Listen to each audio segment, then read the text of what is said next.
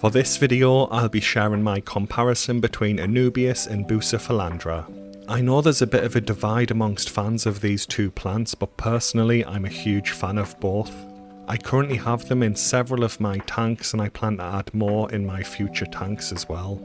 That being said, each plant has its own unique pros and cons to it, which may make one plant better than the other for your specific aquarium. Before I go any further, I just want to quickly say that both of these plants are epiphytes, meaning that you'll mount them to hardscape in your tank rather than plant them in the aquarium substrate. So let's start with the plant varieties within these two genres of plants because they are a little different from each other.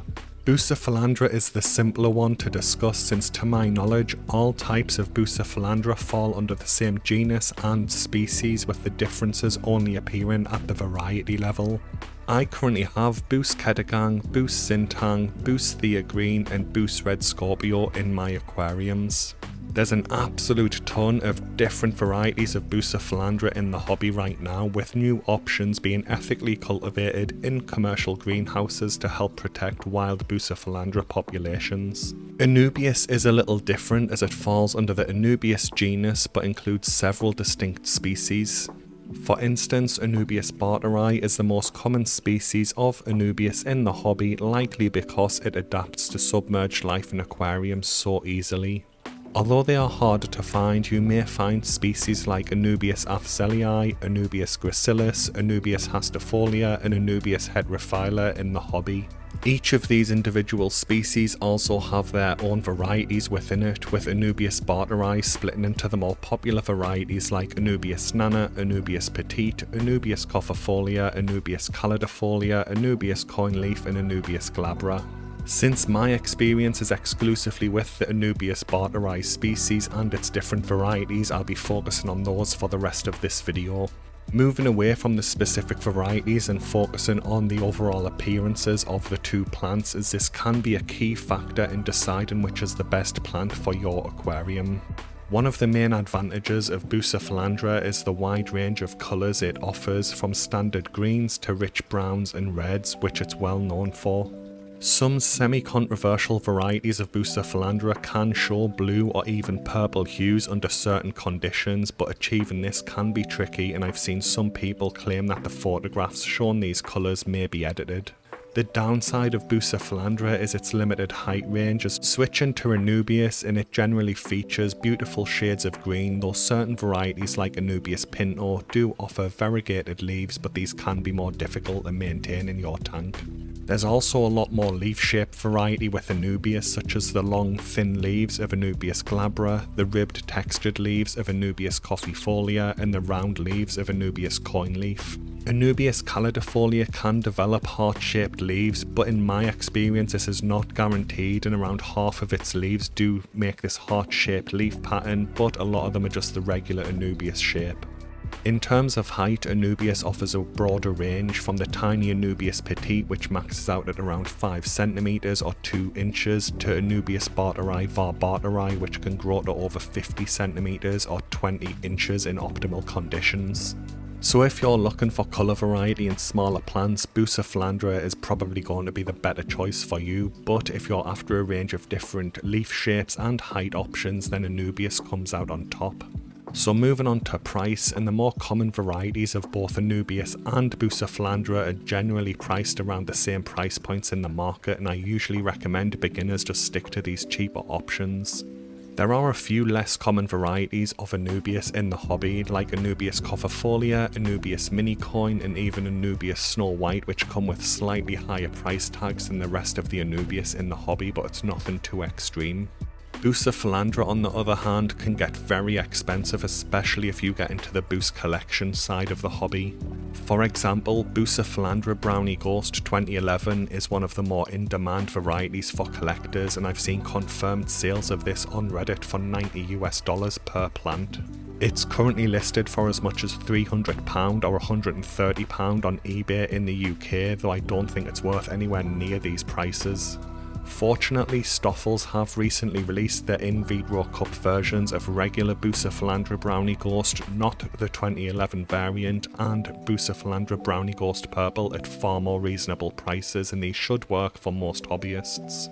The key takeaway here is that most people in the hobby will be able to use the cheaper varieties of either plant without issue and get great results in their aquarium, so don't go off chasing the premium prices for the collector variants. So moving on to growth rate, and in my experience both Anubias and Bucephalandra are very slow growers. I have seen some people claim that Bucephalandra grows slower than Anubias, but personally I do think it comes down to the specific varieties of each plant. For example, my Bucephalandra Kedagang grows faster than my Anubias Nana, but my Anubias Nana outpaces the growth rate of my Bucephalandra Sintang and Thea Green. Because of their slow growth rate, neither plant is ideal for significant water purification in setups like a Wallstad method tank, but they can be used as decorative plant options. Both plants work perfectly well in traditional aquariums with a filter, so in terms of growth rate I would call this one as a draw because they are both very slow growers. So moving on to ease of care for the plants and starting with lighting, as most varieties of both Anubias and Bucephalandra thrive in low light tanks without the need for CO2, making them great options for budget friendly setups. I have seen people report that both plants can melt in certain tanks, with some people suggesting that this is something to do with pH levels and the hardness of the water. I've personally had Anubias Petite and Anubias Nana melt several times after adding them to established tanks, but I do think this is due to the change in water parameters when moving them from one environment to another.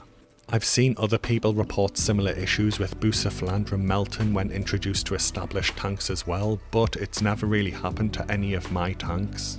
Now my Bucephalandra Red Scorpio did melt right back and I actually thought it died, but I do think that this was due to user error on my part by adding far too much glue when securing it to the lava rock, so keep this in mind when you mount your plants.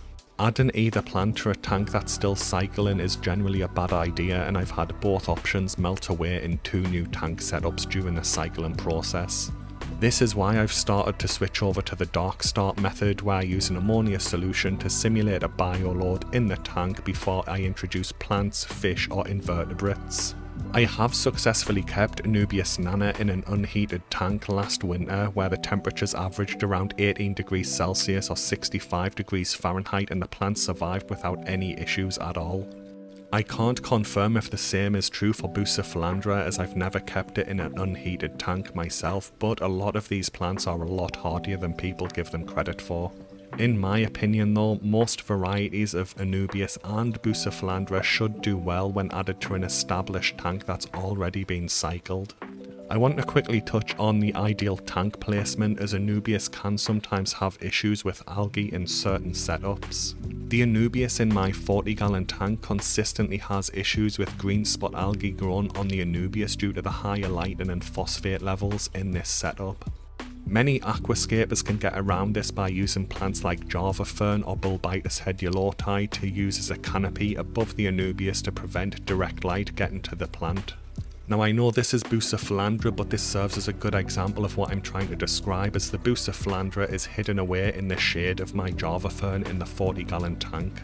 However, if we switch over to my 8-gallon tank that has low phosphate levels and a low powered light, there's no algae issues on the Anubias in here, so the lighting and phosphate levels in the tank do seem to play a role as well.